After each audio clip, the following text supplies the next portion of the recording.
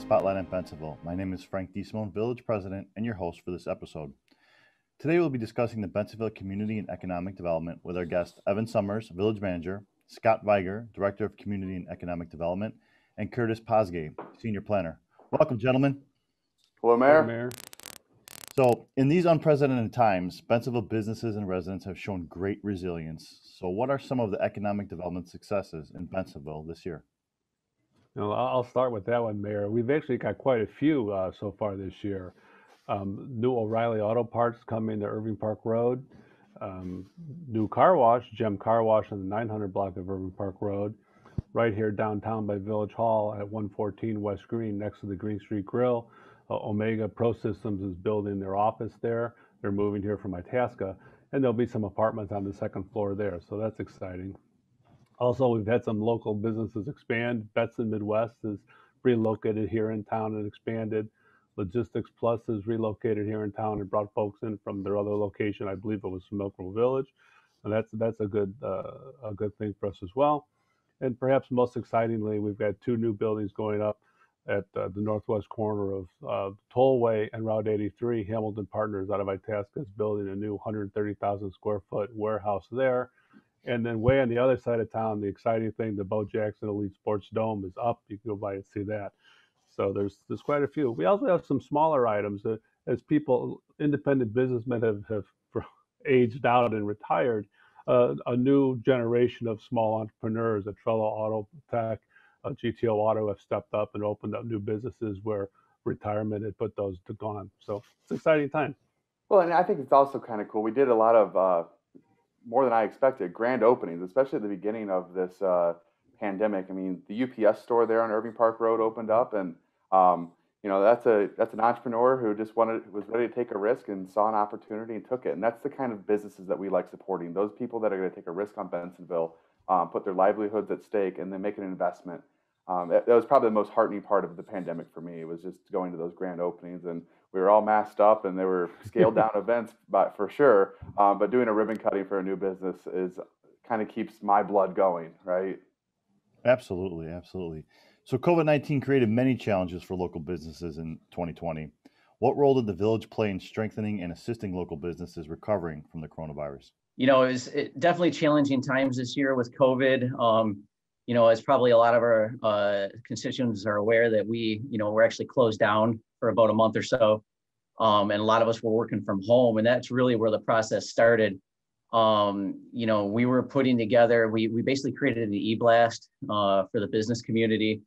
We took, basically emails from our business license applications and put them into a system. And we're able to get out information quickly on any sort of COVID relief that was coming down either from the federal government or the state governments or even DuPage County. The aim was there just to get as much information out to our business community as possible. And then, wherever we could assist them, that's what we were doing. So we were fielding questions, taking calls, even from home. And then, once we were able to reopen safely and invite the general public back in, we continued to work on little things that we thought would help the business community. We came out with basically outdoor seating guidelines and kind of streamlined our process for outdoor seating and use of public space, which I think is a big improvement and probably something we can carry forward. And so that was a very positive development. We saw a lot of restaurants take advantage of that.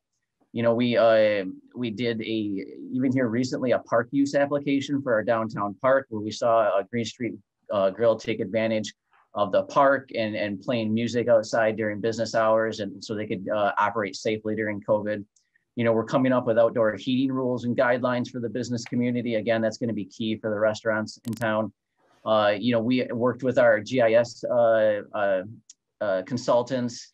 We came up with maps that were easily, you're able to go to the village website and find restaurant delivery maps, who was still open during COVID. So really, we were just trying to assist the community, the business community, and actually our residents any way possible. And whether that was just fielding calls or assisting, on emergency situations where we could to kind of best, get through these times. Yeah, I think, we did some, you guys were crucial in it. big things like connecting businesses to PPP loans to keep the doors open and keep people on the payroll, really important stuff. But we also did a lot of small things that were just, low risk, high reward type things. And my favorite one was we had the downtown park here next to Village Hall, and it was sitting vacant. And I think it was you, Mayor, just said, can we put some picnic tables there? And so I made a couple phone calls to the park district, and within 24 hours, we had 5 picnic tables there. And it seemed so small and insignificant, but I know, Curtis, you've seen it because your office is right next to it, but just the amount of residents who've been able to come out, hang out in the park for a little bit, get out. I mean, we were stuck inside of our houses for 2 or 3 months. And that green space and getting some fresh air was really vital to, I know, with my family, and it was good to see other families.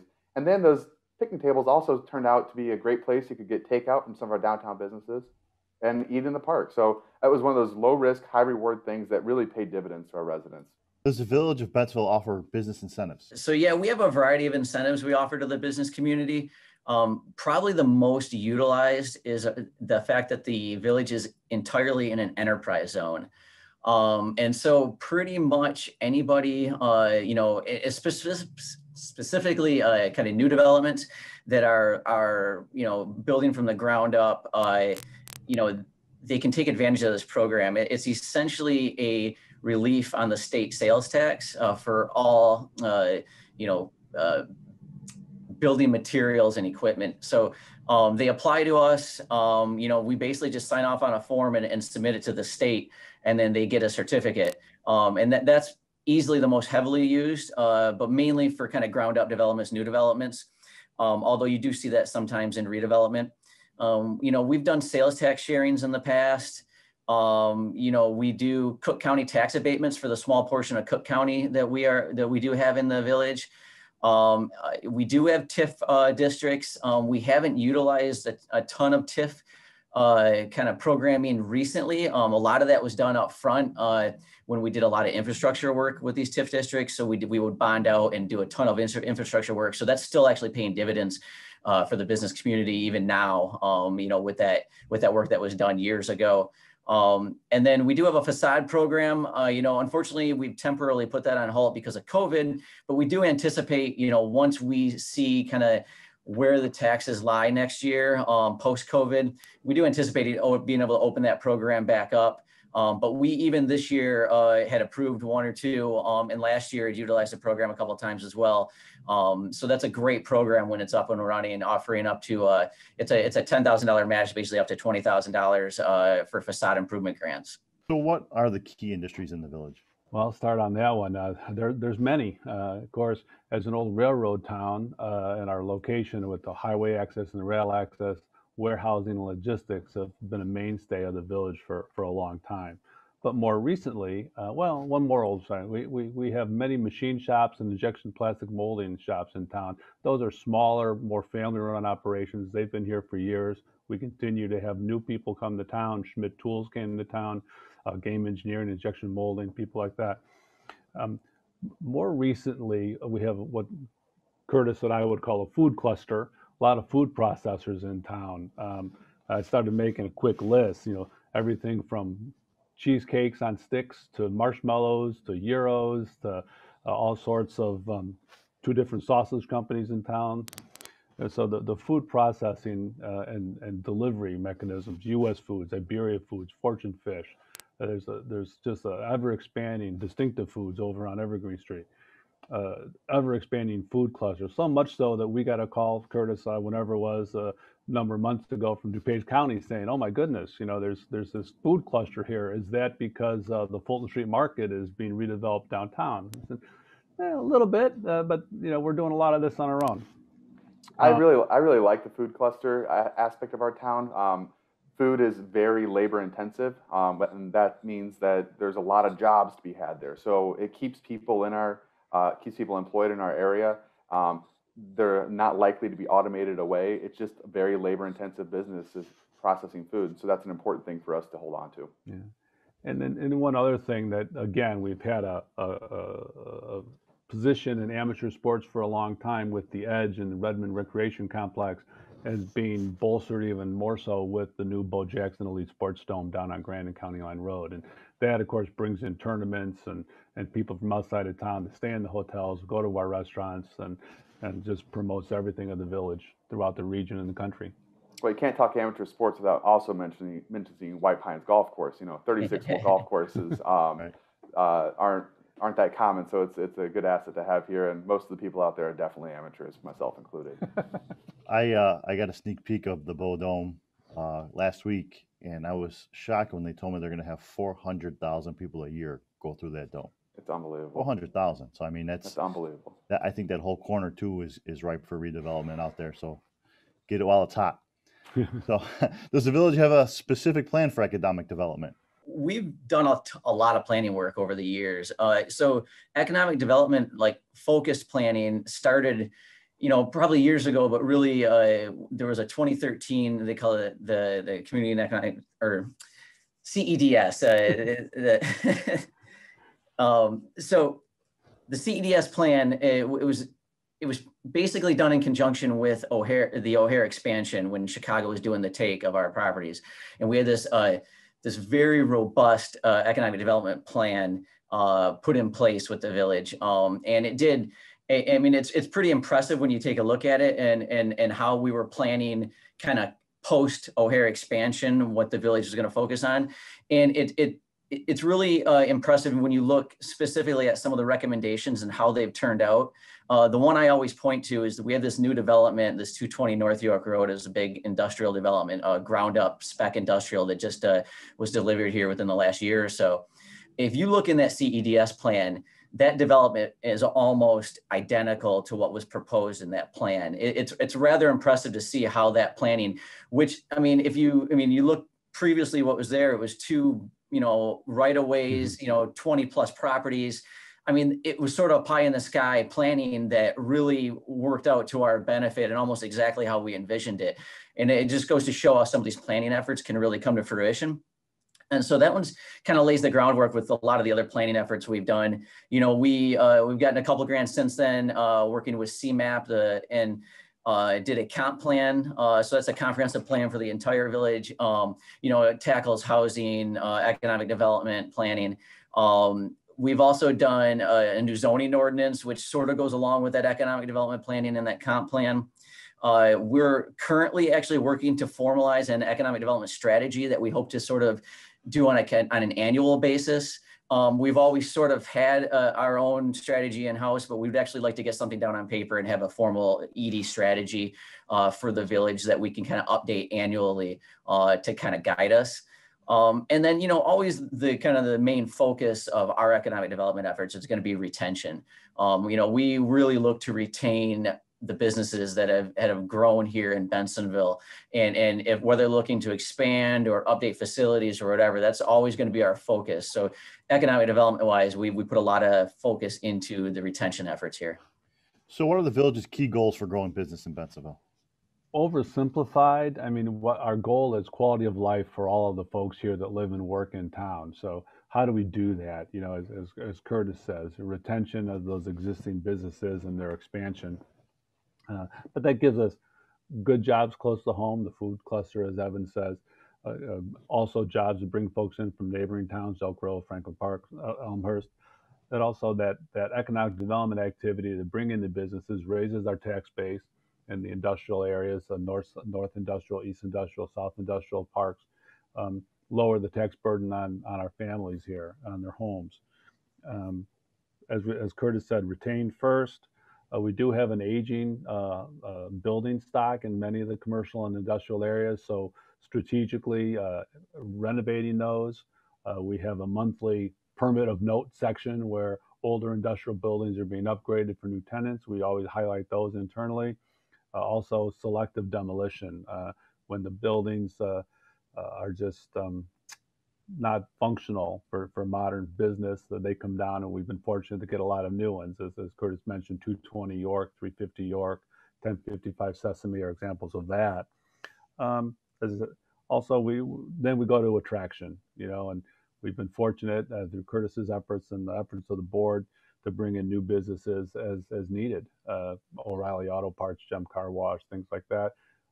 Curtis is working on another food processor right now, trying to find them a location in our business park for more food processing. So we look at economic development kind of as a pyramid, where the base is always going to be what we focus on, and that's retention. The businesses here pay taxes here, they've been here, they made a commitment to us. We're going to do what we can to retain those businesses. The second level of that pyramid is going to be grow. Let's try to grow the businesses we have. And sometimes that is physically grow and add on, buy the property next to you and build bigger. Or it's also we can help businesses grow by connecting businesses that we know. If this business makes shoes and this business makes shoelaces, let's introduce those businesses together so they can both benefit from each other. And then the third and final tip of that pyramid is the attract new businesses. That's where we go out and we're knocking on doors, making phone calls saying, you'd be a great business for us. And I think the Bo Jackson Dome is a great example of that. We had a underutilized site and we said, what would we like to see here? And having the Bo Jackson Sports Dome, that's a net attractor to Bensenville. That's a net gain for us.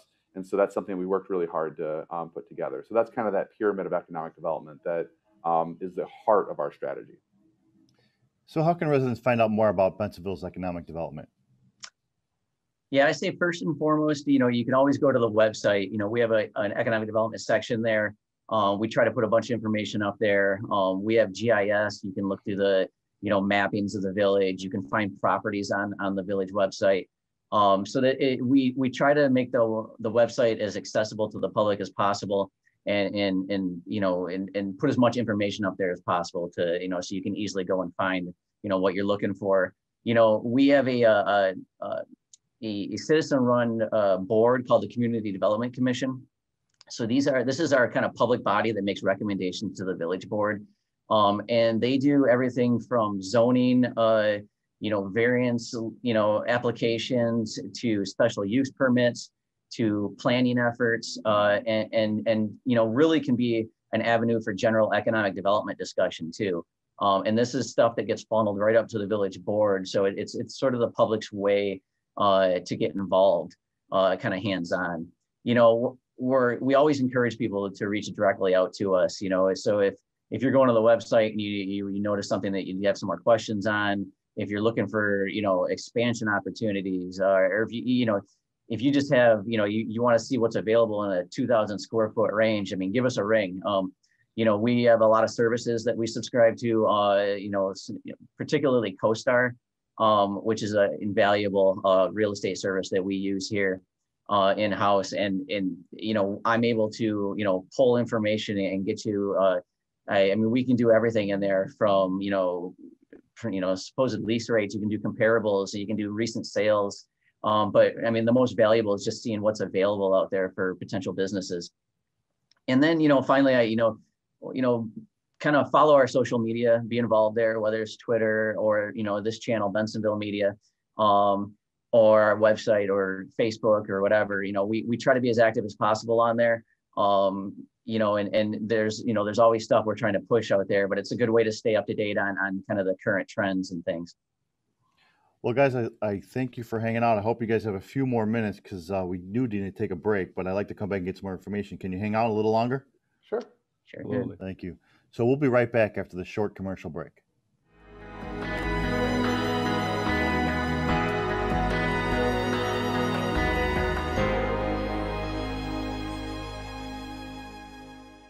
Staying connected is important, and at the Village of Bensonville, it has never been easier to keep up to date with what's happening around town. Whether on your phone, desktop, or tablet, the Village of Bensonville website is your go-to community resource, so you'll stay connected at home, in the office, or on the go. Join us on social media. Visit the Bensonville homepage and click on the Facebook icon. This will take you to the Bensonville Facebook fan page. Once there, click the like button and add us to your newsfeed. To follow us on Twitter, visit the Bensonville homepage and click on the Twitter icon. This will take you to the Bensonville Twitter page. Once there, click the follow button and add us to your Twitter feed and receive regular community updates. For email and cell phone notifications, click on the Notify Me button. This will take you to the Notify Me dashboard. Add your email address and/or cell phone number at the top of the page.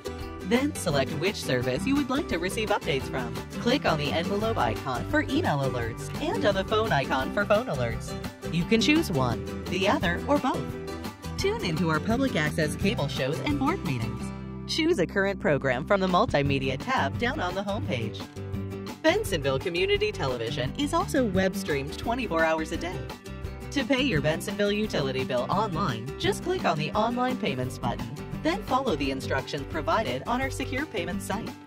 If you have any problems, concerns, or questions to tell the village, please visit the Report a Concern Center. Through the YourGov application, you can explain your issue and track its progress from submission to completion. Issues submitted through YourGov are forwarded directly to the responsible department. Staying connected is important, and at the Village of Bensonville, it has never been easier to keep up to date with what's happening around town. On your phone, desktop, or tablet, the Village of Bensonville website is your go-to community resource, so you'll stay connected wherever you are.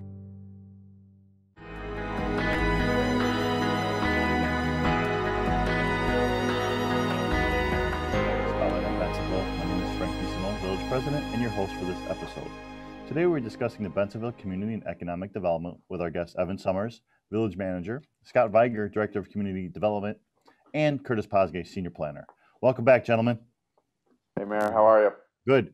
So where does someone go for permits and licensings to open and register a new business? Well, we like to say the first thing to do is to call the department here, Community and Economic Development, or come back into Village Hall when appropriate, or use appropriate PPE. We can guide you through whatever you need to do. As Curtis mentioned before the break, we have lots of ability to locate new locations, businesses for sale, spaces for lease, and so forth. We do offer as a free service what we call a walkthrough inspection. Once you found the location, we'll send out our building inspector as well as a fire life safety inspector to see if there's anything hidden in that building that may not be readily available to like a real estate broker or to you as a business person. Then once you find your location, do your lease and so forth, turn you over to Curtis for business licensing and get that taken care of. And then I think I mentioned before the break, the good government aspect. Our permitting and inspection services are efficient and inexpensive and prompt, and that always helps.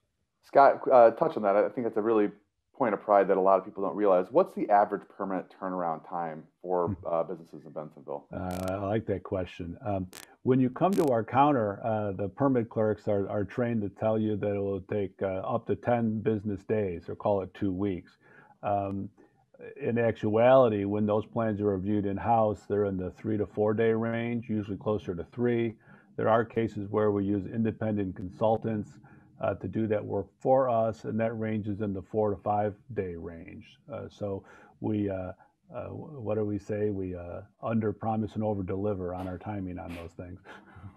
You know, that's a point of pride for us, and something we always benchmark to make sure that we keep that as quick as possible. A lot of towns can't do that.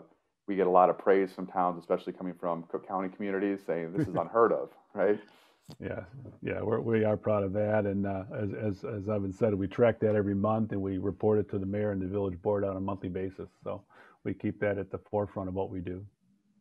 So if I was a startup company, where can I get help with my business planning?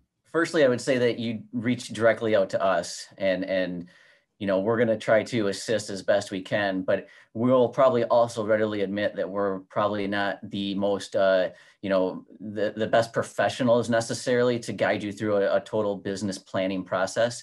There are small business development centers, and the one in DuPage is at the College of DuPage that we always recommend. It's a great service. They have kind of sample business planning that you can fill out. They'll meet with you one-on-one to go through a business plan and help create a business plan. And it's an invaluable service that that the county offers that we couldn't recommend more highly. So yeah, that business planning aspect of coming up with a physical business plan. A lot of startup entrepreneurs think that they got a great idea and it's going to play through. Curtis and I have been doing economic development with each other for 10 years. Scott, I've been doing it with you for about 4 years. We know that business plan is the key to success and making sure that's going to be a viable business. So that's going to be something that we're really going to push someone to do if they're doing a startup business. What about a sneak peek? Can we give a little taste of what's in the pipeline for the Bensonville Economic Development? Just a little one. Don't give it all away. Well, I mentioned the new industrial building up on Tower Lane, the tollway and Route 83. So that you can see that happening now. The site work has begun there. we have 2021 could be a big year for us. We have two industrial developments in the pipeline, 25 and 68 acres combining between the two of them. The 25 acres is looking at about 600,000 square feet and three different buildings. The other one on the north side of town has a concept of four buildings at 1.2 plus million square feet, pardon me. So that's exciting. We do have some single family. We like, obviously, homes. We have some new homes coming along on some vacant lots here in town. What am I forgetting here? Yeah, just going back, the industrial brokers refer to Bensonville as part of the O'Hare submarket. Mm-hmm. And the O'Hare submarket is probably the healthiest of the industrial districts. And it's nearly impossible that 5 acres ever becomes available in the O'Hare submarket. To be able to have a 25 acre and a potential 68 acre development come online in the same year is unheard of.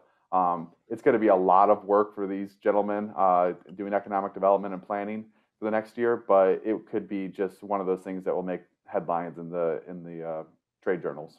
Well, and I'd like to add, I mean, our industrial market is robust and really is, I mean, like Evan just said, is going to be doing some pretty significant stuff next year, but it's kind of amazing to see what our commercial corridors are doing. We've got some Irving Park sites potentially coming online that are it's really encouraging to see, especially right now where, commercial retail, has struggled basically for a few years, and to see some of these sites be redeveloped. You're seeing some right now in Irving Park, and there's some potential for a few more to come online. And that's really interesting to us.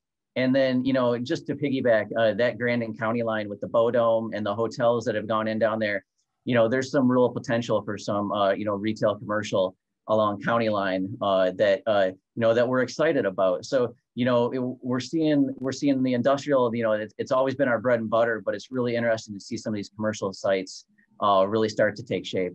Yeah, and I think I'd be remiss if I didn't mention, as Curtis talks about the Irving Park Road corridor, the focus that the village had on Irving Park Road with the working with the state and the county on the intersection at York Road and the redevelopment of the street pavement and the streetscape that our public works fellows did has really set the table for these commercial sites to come online. So how can residents find out more about Bensonville's economic development? Yeah, so, as we mentioned previously, webpage is going to have a ton of information. Economic development has their own section on there. You're allowed to do things like search for properties, available properties. You can see some demographic data on there, and you can see a lot of our successes. The Community Development Commission, that's our public body that makes recommendations to the village board, is a great place to get involved. Those meetings are open to the public. They handle everything from zoning to planning, and then it's, like I said, it's a great format for economic development discussions as well. Reach out to us.